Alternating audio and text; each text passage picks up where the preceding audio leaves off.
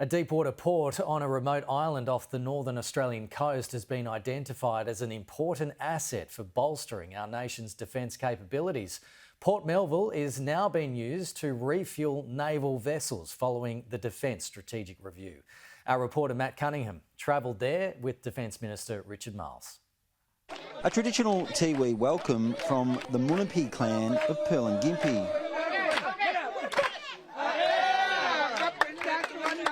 Defence Minister Richard Marles took part in an ancient ceremony on the Tiwi Islands, about 100 kilometres north of Darwin. But he also had an eye on the future of Australia's defence capability.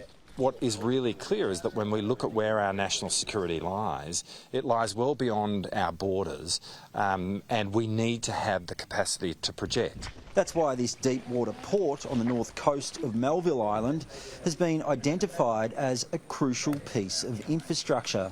This is key in terms of the Defence Strategic Review's call for us to build much greater capability within our northern bases. This is a really innovative way in which we can do that. Port Melville was the subject of some controversy when it was built a decade ago. Now the government sees it playing an important role amid growing tension in the Asia-Pacific region.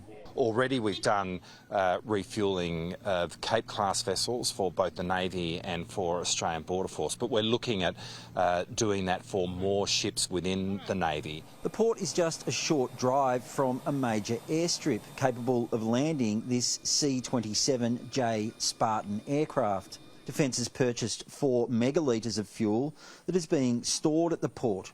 If we can get this to a point where we've got a lot of ships that can operate out of here in terms of being refuelled, it greatly increases our options, our resilience, our readiness in terms of the way in which we operate our Navy in Northern Australia. The Tiwi Islands hold a unique place in Australia's war history. It was from here on the 19th of February 1942 that the first alarm was sounded, warning Australian authorities that Japanese bombers were on their way to Darwin.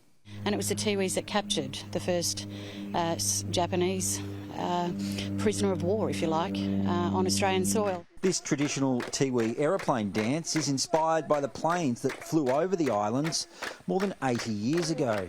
There is such incredible history of First Nations people and how we have defended our country. On this remote tip of Northern Australia, the next chapter in that proud history is now being written.